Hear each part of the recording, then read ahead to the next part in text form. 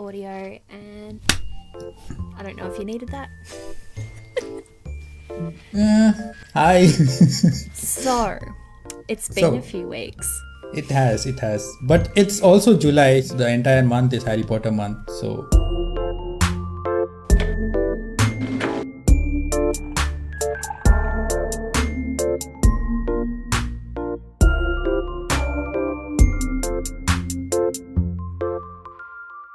How was the Harry Potter marathon movie marathon last week? Last week, yes. Yeah. So, for those that don't know, I went and saw Harry Potter 7 Part 1 and Part 2 with a friend and my nephew last weekend, and it was great. I felt like I was 16 and 17 years old again. Had it been a while? I mean, how often do you watch the movies? Honestly, it's been a while because I don't have a DVD player in my room, so I have not seen them for probably... Oh, you have the DVDs? 3 or 4 years. Yeah, I've got all the DVDs of all the movies. Wow, okay. I used to have the VHS of the first 2 movies. Wow.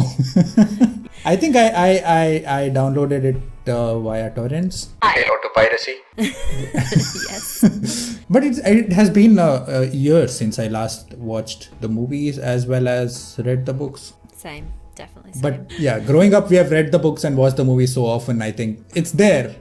It'll always be there. Okay, we are covering the first 3 installments of the Harry Potter series. So everybody has their own Harry Potter story, right? So like how they got introduced to the series and all that. So me personally, I did not start with the first book. I started with the 4th actually, and I read the 3rd. No, then I read the 1st, then the 3rd, and then the 2nd. So it was 4, 1, 3, 2, and then 5, 6, 7.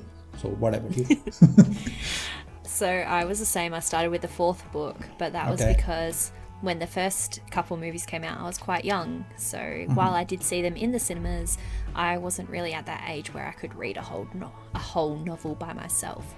Yeah. So I started with 4 because I just watched that 4th movie. Then I went 5, 6, 7, and then I did 1, 2, and 3. But I pretty much did 4 to 7 just after the 4th movie, and then I did 1, 2, and 3. So I think before the 5th movie, I was watching all of them, or I read all of them, because I'm pretty sure by the time the 5th movie came out, the 7th book had already been released. So I think. But that's how I remember doing it. So. Not as crazy as you. I kept an order. I just didn't start from 1. Yeah. For our series, we'll go in order. Obviously. Yes. So let's start with 1, 2, and 3 today. Well, I've got a couple notes that I wrote down. And the first one was, I think, what is your opinions on the change actors for Dumbledore and the Fat Lady? Because in the first 2 movies, they were portrayed by different actors to movies 3 and onwards. Yeah. I personally, I like original Dumbledore. Was it Richard Harris, I think, was the actor? I think so, yeah. He, unfortunately passed away after the 2nd movie, but he kind of was more Dumbledore-like, I don't know if that makes sense, than the actor who played Dumbledore for the rest of the series. Yeah. Michael Gambon. Yeah. I don't know, in his interviews, he blatantly stated that he never read the books before playing the part. And that kind of, for me, he lost his credibility because especially that one scene in Goblet of Fire, I know we are covering the first 3 books and movies today, but that one scene which is like a meme. It's the scene that everyone remembers. Yeah, because it's a popular meme now and in today's culture. But who's the other character you mentioned who changed? Oh, the Fat Lady. So in the first 2, she's also quite old, but in 3 and whatever other ones that she's in, I don't think she's actually in a lot more of the movies afterwards. I think, in the 3rd book is when she has a significant role, right? Because she's being attacked by Sirius Black and all that. Okay. Yeah. I don't know. What do you think? Well, I kind of agree with you with the Dumbledores. I did prefer the first one. And I didn't mind the second one.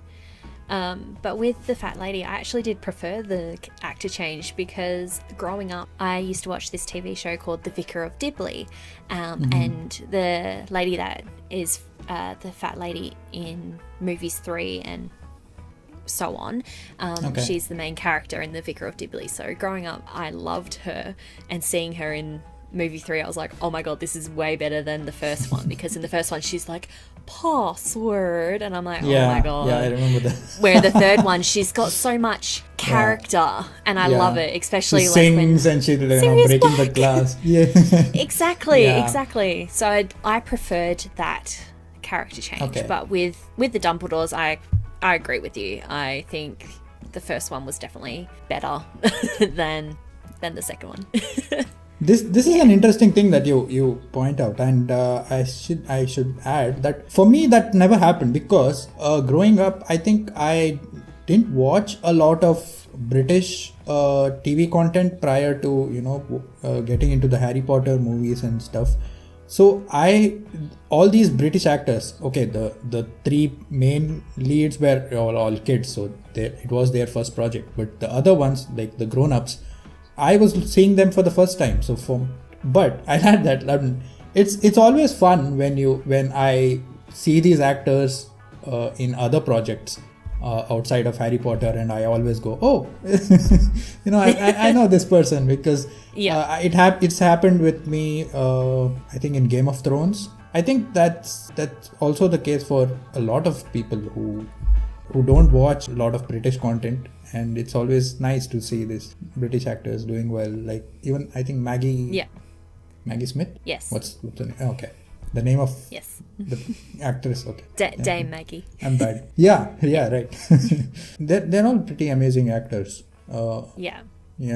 I think even it was Daniel Radcliffe, I think, or was it? I think it was Bonnie Wright. Yeah, Bonnie Wright in that recent lockdown video chat she had with the Phelps. Yeah, the Phelps brothers. Exactly. Right. So in that conversation, it's on YouTube. You can go check it out. She confesses that all the kids, none of them had an idea of how established the grown-up actors were, and the reputation they had when they on the movie set, because they were all kind and sweet, and with the child actors. Another dot point that I had that I think you'll find interesting. Apparently, and I need to watch this movie just to confirm it, but apparently Hedwig and Mrs. Norris aren't actually said by name in the first movie. So for those that maybe don't ever read the books, how are they going to know what their names are compared to, Hedwig would definitely be more well known. The White Owl from Harry Potter is called Hedwig, but for somebody who hasn't read the books, it'd be interesting to know if they see the cat with Filch and go, oh, wonder what the cat's name is, because apparently in the first film they're not mentioned. You can see them obviously, but it doesn't, their names aren't mentioned in the film. That's the films honestly did not quite do justice to the books. I still stand by that. I believe that they should have, in hindsight, they should have gone with the television series, because I think they were carried away by what Lord of the Rings tried to do, and Lord of the Rings for me was like a one-off thing, and Harry Potter should not have done that, because the story demands there's more in it to have like a multiple episode season for every book. Maybe they're definitely from book 4 onwards. They're quite long, right?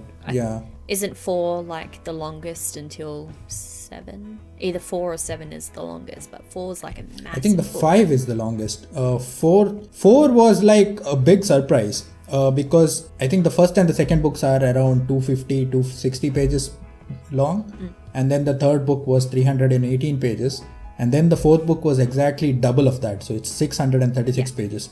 That was a big jump for anybody who was catching up with Harry Potter early, and suddenly it just blew up. And we started with those massive ones.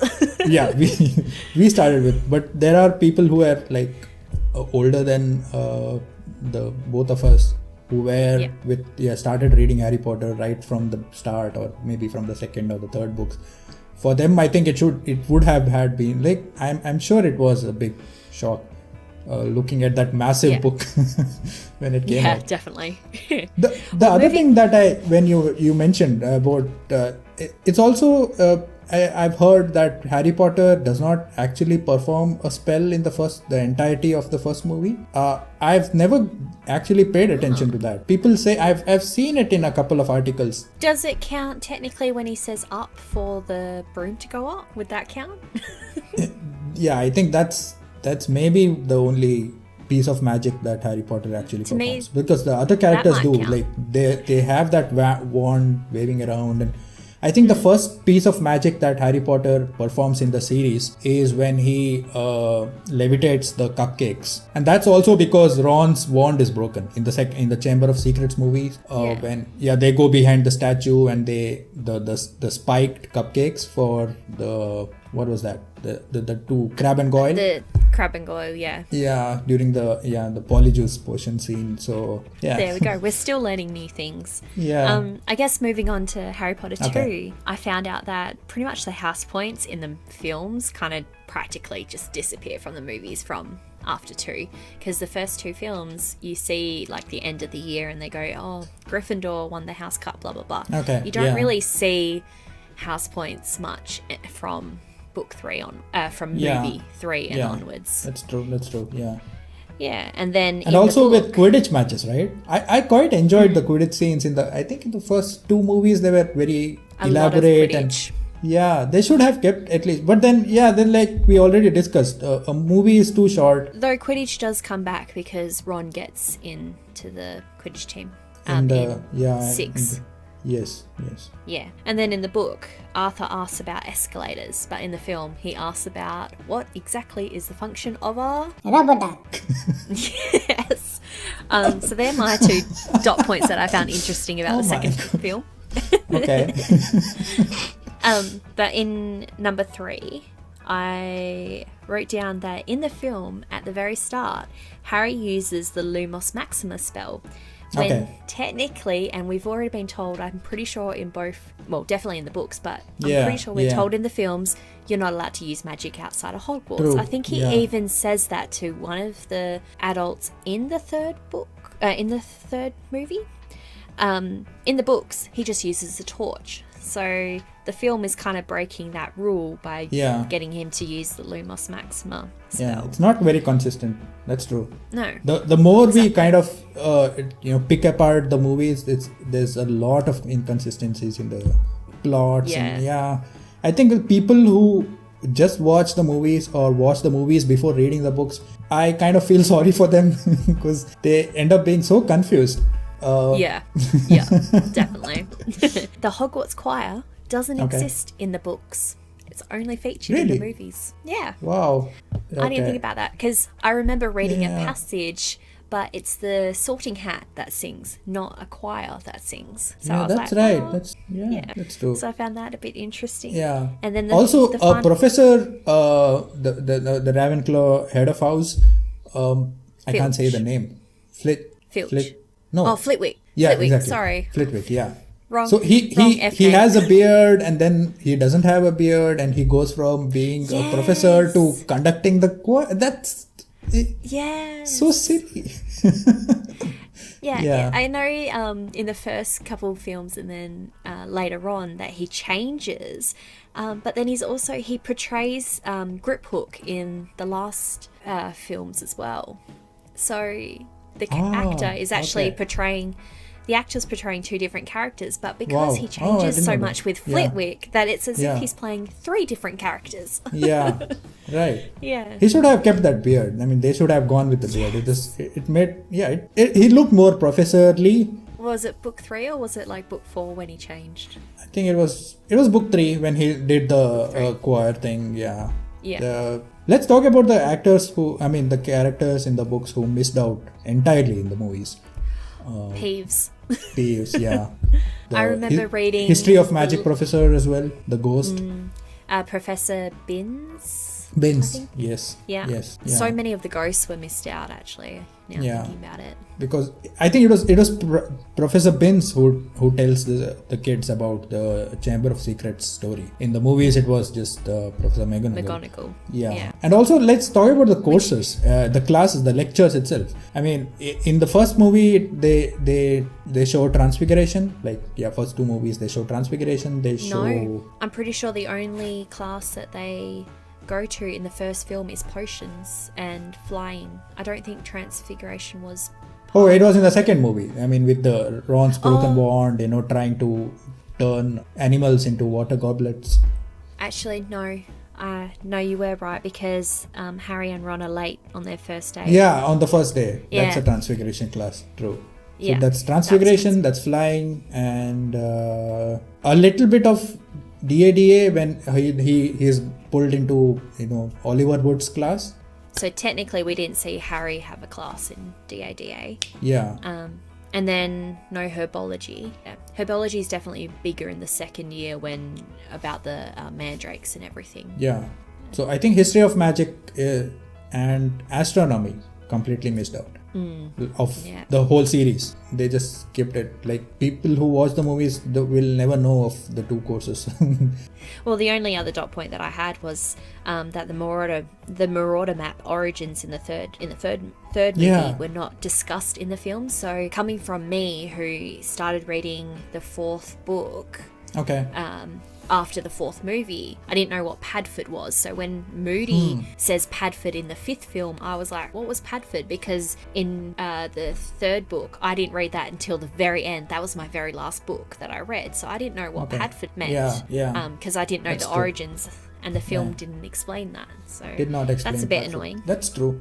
I think I kind of relate with that slightly, because I also started with the fourth book, and I hadn't watched any of the movies up until then. And that in that movie, because it starts with Harry having a dream, and then Ron suggesting Harry to write a letter to Padfoot, because they are on the train and they cannot take Sirius Black's name because he's still on the run. And I didn't know the backstory at the time, and I was like, who's Padfoot? But yeah, in the movies they skipped on the whole origin story of his dad's generation. That's true.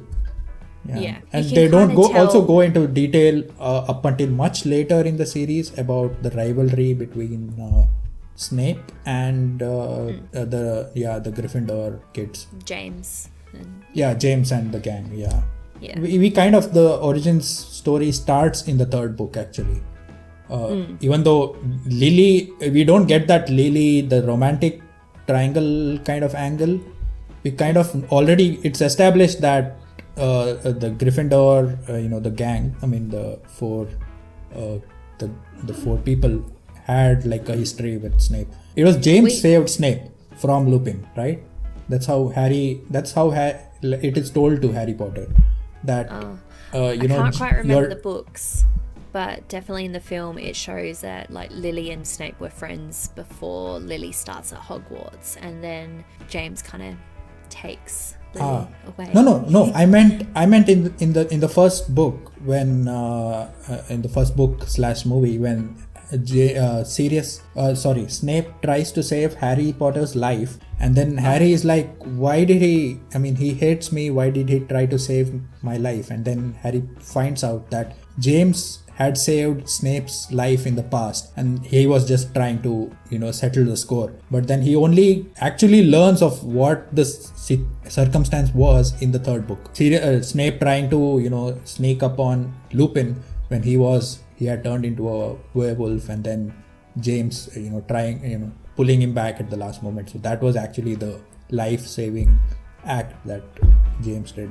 Actually, before we kind of finish this up, and I guess it kind of applies to all of the films anyway, but why did they portray James and Lily as 40-year-olds when technically weren't they only 23, 24 when they died? They should have. That was a bad casting, right? They should have picked much younger actors. Exactly. Because I noticed, like, when I watched the movies on the weekend, I was just like, that's right.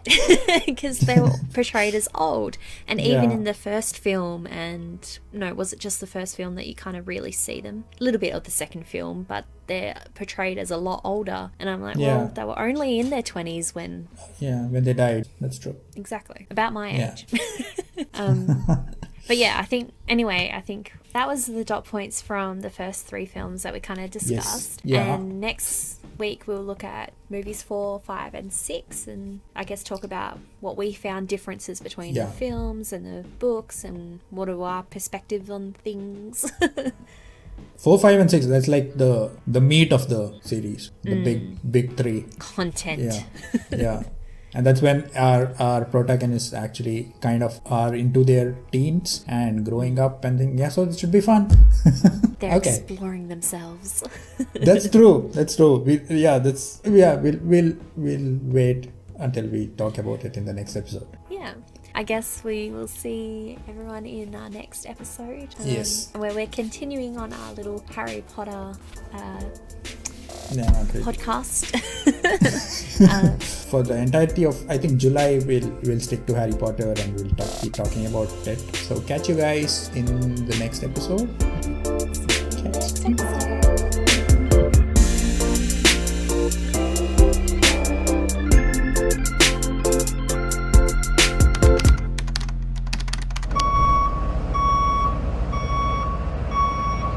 Catch 23. No, I've got that jingle, and I'm never going to get that jingle out of my head now. I'm going to be like 40 years old, and I'll be like, Catch 23. I think I watched it enough times, and that's kind of like the first jingle we have. And I just like made it out of my head, and it was so on the spot, and then we kind of stuck to it. Exactly. And every time I remember the ending, I say, catch you guys next episode, and then you go, catch 23, which actually isn't even a tune. Didn't mean to make it a thing, kind of made it a thing. Whoops.